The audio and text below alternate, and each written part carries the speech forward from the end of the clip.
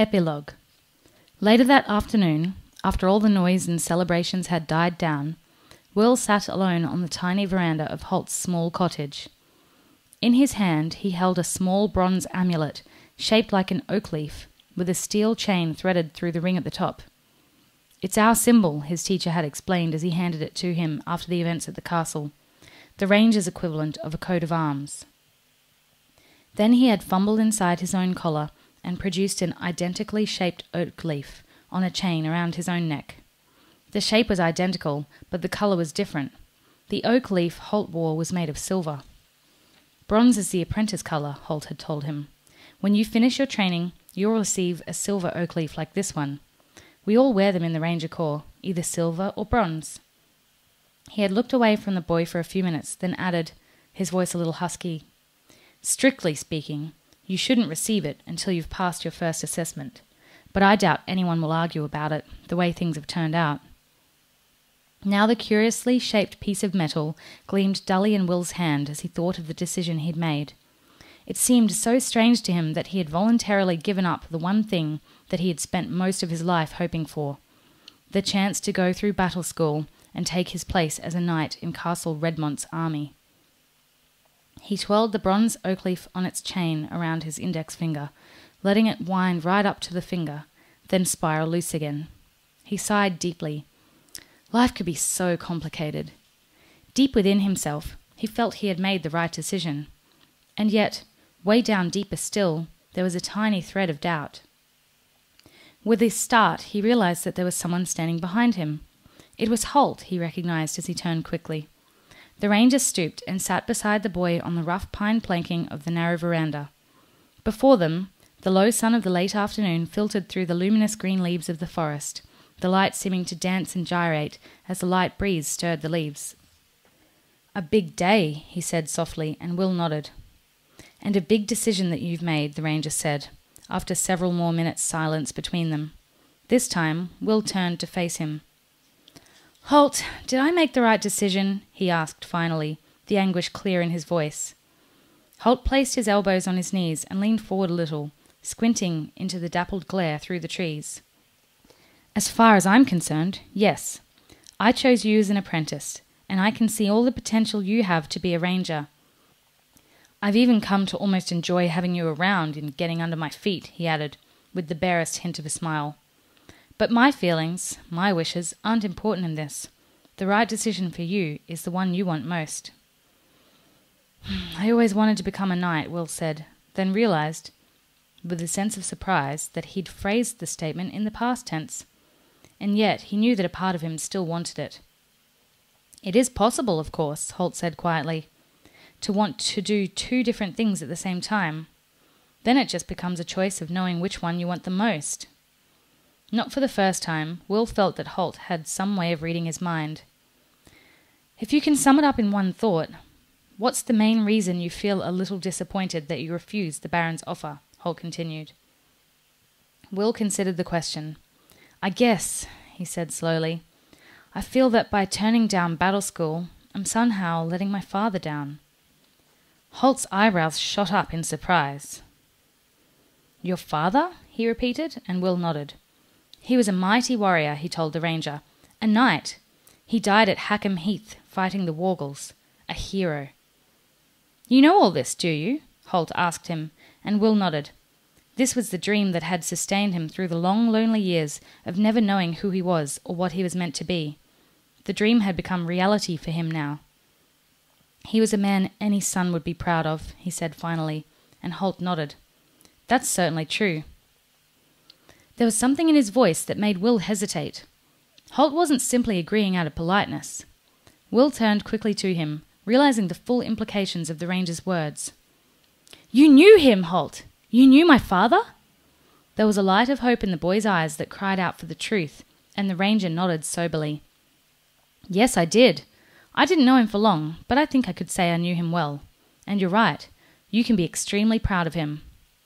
"He was a mighty warrior, wasn't he?" said Will. "He was a soldier," Holt agreed, "and a brave fighter." "I knew it," Will said happily. "He was a great knight." "A sergeant," Holt said softly, and not unkindly. Will's jaw hung open, The next words he had been about to say frozen in his throat. Finally, he managed, in a confused voice, "A sergeant?" Holt nodded. He could see the disappointment in the boy's eyes, and he put an arm around his shoulders. "Don't judge a man's quality by his position in life, Will. Your father, Daniel, was a loyal and brave soldier. He didn't have the opportunity to go to battle school because he began life as a farmer. But if he had, he would have been one of the greatest knights." "But he—" the boy began sadly. The ranger stopped him, continuing in that same kind, soft, compelling voice. "Because without taking any of the vows or the special training that knights have, he lived up to the highest ideals of knighthood and chivalry and valour. It was actually a few days after the battle at Hackham Heath, while Morgrath and his wargals were flighting their way back to Three-Step Pass. A sudden counterattack took us by surprise, and your father saw a comrade surrounded by a troop of wargals. The man was on the ground and was within a second of being cut to pieces when your father took a hand." The light in the boy's eyes had begun to shine again. "He did?" Will asked, his lips just framing the words, and Holt nodded. "He did. He left the safety of the battle line and leapt forward, armed only with a spear. He stood over his injured comrade and protected him from the wargals. He killed one with the spear, then another smashed the head of the spear, leaving Daniel with only a spear shaft. So he used it like a quarterstaff and knocked down 2 others, left, right, just like that." He flicked his hand left and right to demonstrate. Will's eyes were intent on him now, seeing the battle as the ranger described it. "He was wounded then, as the spear shaft broke under another attack. It would have been enough to kill most men, but he simply took the sword from one of the wargals he'd killed and struck down 3 more, all the time bleeding from a massive wound in his side." "3 of them?" Will asked. 3. He had the speed of a leopard. And remember, as a spearman, he had never really trained with the sword. He paused, remembering that day so long ago. "You know, of course, that there is almost nothing that wargals fear. They're called the unminded ones, and once they begin a battle, they almost always finish it." Almost always. This was one of the few times I saw wargals afraid. As your father struck out to either side, still standing over his wounded comrade, they began to back away. Slowly at first, then they ran. They simply turned and ran. I have never seen any other man, no knight, no mighty warrior, who could send wargals running in fear. Your father did. He may have been a sergeant, Will, but he was the mightiest warrior I ever had the privilege to watch. Then, as the wargals retreated, he sank down on one knee beside the man he'd been protecting, still trying to shield him, even though he knew he was dying himself. He had taken 6 wounds, but it was probably the first that killed him. "And was his friend saved?" Will asked in a small voice. Holt looked a little puzzled. "His friend?" he asked. "The man he protected," Will explained. "Did he survive?" Somehow he thought it would have been a tragedy if his father's valiant attempt had been unsuccessful. "They weren't friends," said Holt. "Up until that moment, he had never laid eyes on the other man." He paused, then added, "Nor I on him." The significance of those last 4 words sank deep into Will's consciousness. "You?" he whispered. "You were the man he saved?" Holt nodded. "As I said, I only knew him for a few minutes, but he did more for me than any other man before or since. As he was dying, he told me of his wife, and how she was back at their farm alone with a baby due any day. He begged me to see that she was looked after." Will looked at the grim, bearded face he had grown to know so well. There was a deep sadness in Holt's eyes as he remembered that day. "I was too late to save your mother. It was a difficult birth, and she died shortly after you were born.